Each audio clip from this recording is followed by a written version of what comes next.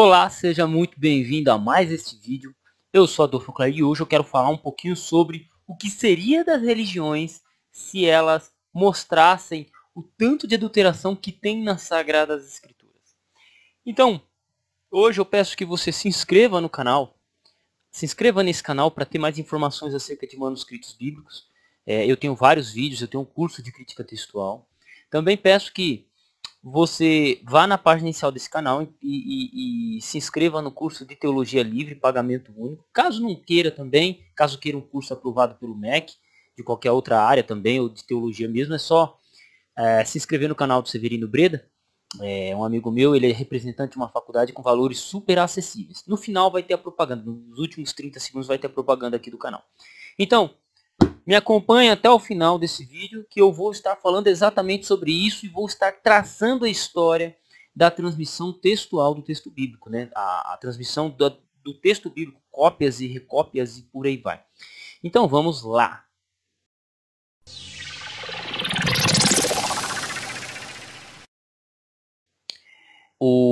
Eu estava respondendo alguns comentários, né? Alguns comentários que eu não vi, não são todos os comentários que eu sou notificado, o YouTube não me notifica de todos os comentários.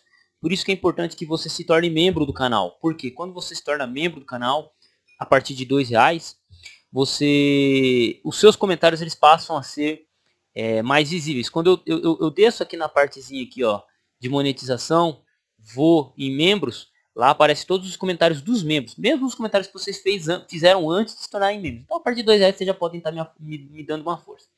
Mas vamos então aqui ao comentário do Eric, né? O Eric, ele fez o seguinte: o que seria das religiões caso descobrissem há tanto de adulteração e acréscimo tem um Novo Testamento? Com todas as informações que temos hoje, só não vê quem não quer. Digo, não acredite no que falo, mas estudem sobre o que falo. Mas basta uma pergunta: você terá coragem de falar a verdade e ter o sangue das pessoas livre das suas mãos, ou o sangue dela será sobre sua cabeça? Seja um verdadeiro atalaia. Mas aí, cara, ô Eric, mostra pra nós o texto original, porque acontece o seguinte: se você sabe que tem tanta adulteração, você sabe quais são as adulterações. Logo, você tem o texto original nas mãos. Então a gente não tem que se preocupar, porque você, Eric, tem o texto original nas mãos. Você tem o texto original nas mãos. Então eu não preciso me preocupar, porque você tem o texto verdadeiro. Então apresente ele para nós. Agora, se você não sabe qual é o texto verdadeiro, então cala a boca. Cala a boca. Fica quieto. Né? Ah, mas tem adulteração. Opa, peraí. Você sabe que tem adulteração se você tem o verdadeiro. Você só sabe dizer se uma nota é falsa, se ela é verdadeira. Se você está trabalhando numa casa e você olha para uma coisa fora de nível, você só sabe que ela está meio fora de nível porque você tem alguma linha de referência. Talvez uma outra parede no nível, talvez o próprio nível de mão, o nível que você bate com a mangueira e estica uma linha. Aí você percebe que as coisas estão fora de níveis, porque você tem uma linha nivelando e mostrando. Então você tem que ter referência. Pergunto, qual que é a sua referência para isso? Né? Agora, vamos lá.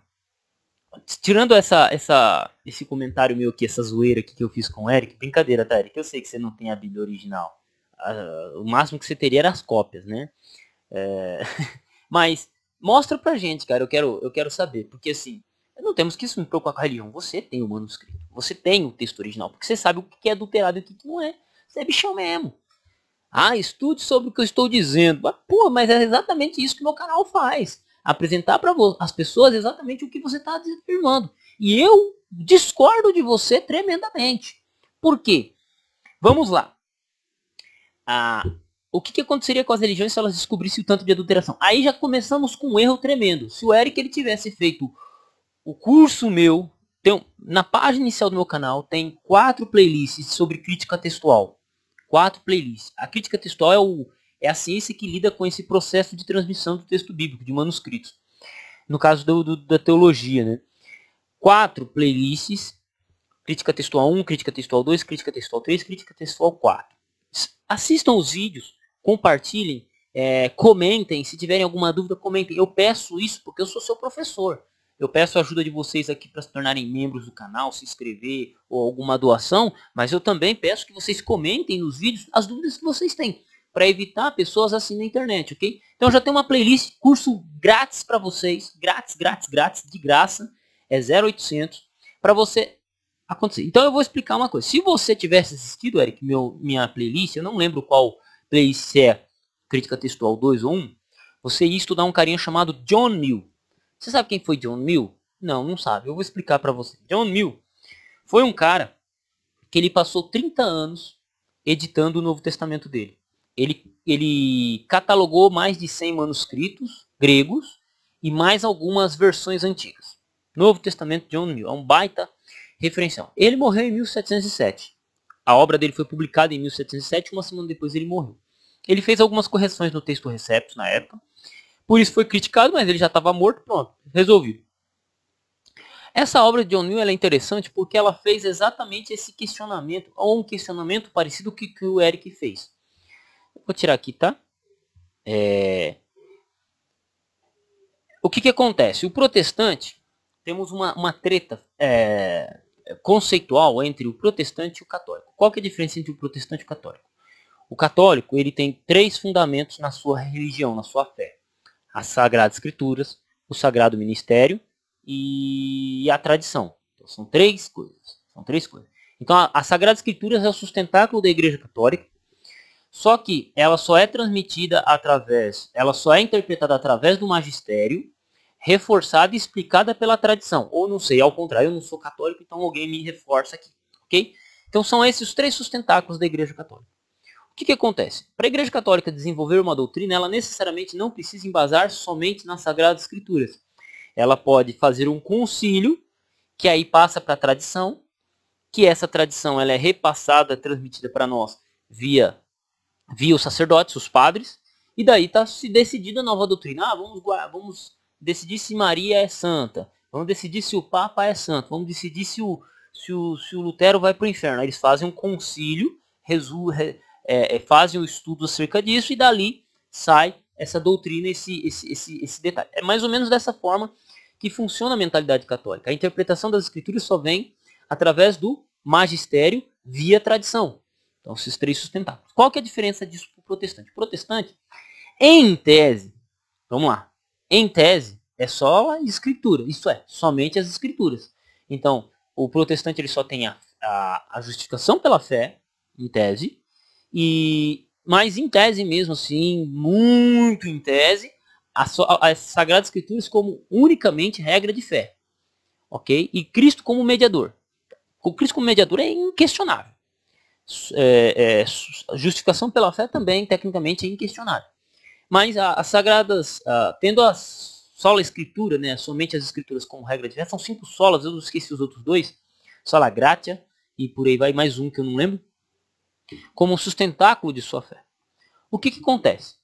O católico, percebe-se que ele não necessita tanto estudar a Bíblia para estruturar sua fé, porque essa vem da tradição. Ela é repassada pelo sacerdote católico, pelo padre. Ok? Sem problema. E eu não estou fazendo aqui um julgamento de religião. Eu estou trazendo para vocês uma pequena explicação sobre o tema.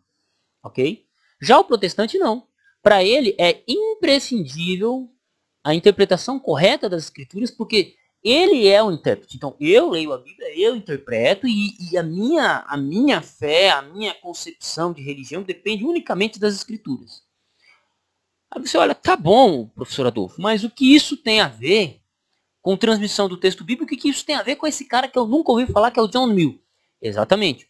O John Mill, ao publicar o seu Novo Testamento grego, com base em 100 manuscritos, com base em versões antigas, né, comparando, colocando no aparato crítico, ele chamou atenção para uma coisa, porque os católicos olharam para a obra de John Mill e falavam assim para os protestantes: vocês falam que é só a escritura, né? Beleza, é só a escritura. Só que tem um detalhe: como saber que a escritura sua é correta? Mas por quê? Olha aqui, John Mill, olha as variantes textuais que tem aqui. Qual que é a Bíblia exatamente correta e fiel para você ter certeza do que você está dizendo, protestante? E a partir de John Mill, a partir dessa discussão, é que se começa o processo de catalogação no século XVIII. Né? 1700 e pouquinho é século XVIII. Então o que acontece? Os protestantes nesse período de 1707 para frente, por causa dessas tretas com o católico, começam a correr atrás de manuscrito, e você começa o processo da crítica textual moderna. Então começa a se desenvolver teoria de reconstrução textual, começa a se catalogar manuscrito, né? Chegando em 1844 com a descoberta do Codex Sinaiticus, com a catalogação do Codex Vaticanus, com a descoberta do Codex Infraimita, tudo isso, né, principalmente pelo maior crítico textual de todos os tempos, na minha opinião, que é Constantino von Tischendorf, o maior de todos eles, né? E assim, então todo esse processo começou através dele, e através de um questionamento desse. Só que sabe o que é interessante? Que, por exemplo, o texto que se chegou ao final dessas pesquisas, e quando eu digo final, é o ponto que nós chegamos hoje. Quando você olha para o texto do Tischendorf, dito Oitava Crítica Maior, você olha para o texto dos nossos queridos Westcott e Hort, você olha para o próprio texto Receptus, você olha para o texto majoritário, você olha para a família 35, você olha para Augustinus Merck, por mais que eles tenham princípios de crítica textual diferente, todos esses textos que eu estou mencionando, eles culminam num texto de 98%, de 99% de concordância. Esse 1 ou 2% de discordância, de variação que tem, não afeta nenhuma questão doutrinária. Então, assim, voltando ao que o nosso querido Erickson disse, as religiões, elas, se caso descobrissem, não, na verdade foram os religiosos, os estudiosos que começaram a fazer essa catalogação. John Mill não era ateu, John Mill era um religioso. Né? O Scott and Hort eram religiosos. Né? O Wilbur Pickering é religioso. Os editores do Nestlé Island são religiosos. Né? E por aí vai. Então, eles chegaram eles usam métodos diferentes, mas eles chegaram exatamente no mesmo lugar. E outra coisa, quem mais incentiva esses estudos acadêmicos no tocante são os próprios religiosos. Porque para nós, seja católico ou protestante, para nós é extremamente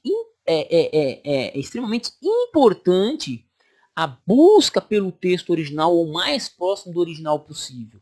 E com isso, nós vemos adulterações. Adulterações aonde? Em um manuscrito. Eu posso citar uma aqui. Sabe aquela passagem que a gente conhece, né, muito para que Jesus ele fala assim, os discípulos estão colhendo espigas no sábado, e aí os vem questionar ele fala assim, aqueles que têm fome têm que comer, e pá, ele fala alguma coisa desse sentido.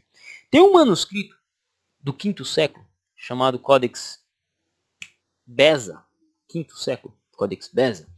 O Codex Beza, ele traz uma adição a esse texto. Ele fala assim, eles estão fazendo isso e fazem o bem. E fazem o bem. Está no Codex Beza essa variação. Então é uma adulteração nesse manuscrito. Mas aí eu lhe pergunto, e nos outros 5.800 manuscritos? E nas outras 10.000 cópias latinas? E as outras 400 cópias em siríaco? E as outras 300 cópias, 500 cópias em georgiano, que são traduções do 5º século? Traduções do 3º e do 4º século. Elas trazem esse texto? Não, então esse texto é uma adulteração. Qual que é a referência? A gama manuscritológica de várias partes do mundo, trazendo a concordância e demonstrando que esse problema é uma adulteração pessoal desse manuscrito. E eu poderia aqui continuar citando várias variantes textuais nesse sentido de cada manuscrito independente. Entende? Então, assim, o cara ele vem para nós, esse tipo de crítico, ele chega para nós e fala assim, a Bíblia foi adulterada. Mas, pô, se ela foi adulterada, você sabe qual que é o texto verdadeiro. Mostra para nós o texto verdadeiro. Eu não sei. Então você não sabe se ela foi adulterada ou não. Eu posso afirmar para vocês aqui que a Bíblia não foi adulterada, porque você compara os manuscritos gregos, que são 5.800, você compara as versões latinas, você compara as versões siríacas, coloca tudo dentro da balança, você pega as citações dos pais da igreja, compara e você vai perceber que existe um grau de concordância, uma linha de concordância tremenda. Tremenda. Né? Tem uma linha de concordância tremenda. E mesmo em métodos que não seguem por esse caminho, que é o caso do método eclético, ele chega a uma concordância com a minha forma de ver o texto, de reconstruir o texto, é 98% parecido. E os 2% não afetam a questão doutrinária, que é o que nos interessa. Então o texto ele não foi adulterado ao longo do tempo. As variações que se tem são variações de tradução, são variações de cópia. Né? Então você tem o problema da letra de um copista, um manuscrito que ele perdeu 10 páginas, foi molhado, a letra apagou, Então, assim, você tem problemas nesse sentido nos manuscritos que vão gerar variações. Você tem o problema de litografia, você tem o problema do cara pular um versículo bíblico sem querer. Isso acontece, mas isso é variação de transmissão, isso é problema de transmissão de manuscrito. Você tem uma cópia, um manuscrito que a letra do cara é horrível, o Codex Alexandrinos, a letra do copista é horrível. Do Vaticano Sinaítico já é mais de boa, mas do Alexandrinos, pelo amor de Deus, eu vou bater no copista. Quando eu chegar no céu, eu vou bater no copista do Codex Alexandrinos. Mas tudo bem, não condeno porque minha letra também é feia pra caramba. Entende? Então assim, a questão é, a Bíblia ela foi adulterada? Não. Por quê? Ela foi copiada em diversas partes do mundo. Então, tipo, Roma, Egito, Jerusalém, norte da África. Aí, a Bíblia ela foi traduzida para o latim. Você tem mais de 8.000 cópias latinas. Você tem mais de 8.000 cópias latinas sobreviventes. É uma informação que eu tenho, não me lembro muito bem de onde que eu tirei isso. Talvez esteja na introdução da Vulgata Latina. Você tem, sabe assim, cópias do segundo, do terceiro século, pais da igreja. A gente conseguiria reconstruir o Novo Testamento só com base em citação do pai da igreja. Teríamos alguma dificuldade em algum versículo ou outro, não teríamos tanta certeza, mas conseguiríamos reconstruir o texto do Novo Testamento grego só com citação de pai da igreja, sobrevivente. Se perdesse todas as cópias gregas, mas deixasse os pais da igreja, a gente reconstruiu o Novo Testamento inteiro. Inteiro. Inteiro. Aí um cara vem dizer pra mim que a Bíblia foi adulterada. Entendeu? Isso é desconhecimento do assunto de crítica textual. Sinceramente falando. É desconhecimento. E eu não estou falando aqui nem do ponto de vista que eu tenho o texto original. Não, a gente só tem cópias das cópias das cópias. Só que o processo de crítica textual é comparar as cópias das cópias das cópias, as traduções das traduções das traduções, ver onde elas divergem e construir uma linha saudável de reconstrução. É isso que todo crítico textual faz. Seja ele majoritário, seja ele eclético, seja ele defensor da família 35 futuramente, seja ele defensor do texto recebido. É comparação de manuscrito para encontrar essa linha. E essa linha, seja majoritária, eclética, seja um defensor do texto recebido, seja um defensor da família 35, seja um defensor de outro método que seja não tão conhecido, a linha é 98%. Assim, sabe? Então, e não se perdeu nada do texto. A gente sabe que não perdeu nada do texto. Entende? E para mais certeza, só com novas descobertas, só com novas descobertas de manuscritos ou catalogação de manuscritos. Ponto. Então, assim, a religião ela é contra essa pesquisa? Não. Os principais estudiosos desse assunto são os religiosos porque eles são os mais interessados em descobrir ou defender essa verdade. Eu sou um cara que eu gosto de estudar para descobrir a verdade. Ponto. E é isso. E caso você queira aprender mais, cara, é só ir na página inicial do meu canal. Vai lá. Vai lá. 4 playlists de crítica textual para vocês. É o meu curso que eu lancei desde 2018. E dependendo da sua pergunta, sai mais uma videoaula lá. Sai mais uma videoaula lá para você aprender um pouquinho mais sobre o tema. É por isso que eu estou aqui na internet. É para ajudar vocês a chegarem a terem um estudo saudável, a terem um conhecimento e por aí vai. E agradeço também ao Eric pelo comentário dele, que pô, baita insight aqui, né? Fazia tempo que eu não fazia um insight desse. E é isso. Caso vocês queiram aprender mais, fazer um curso superior, canal do Severino Breda.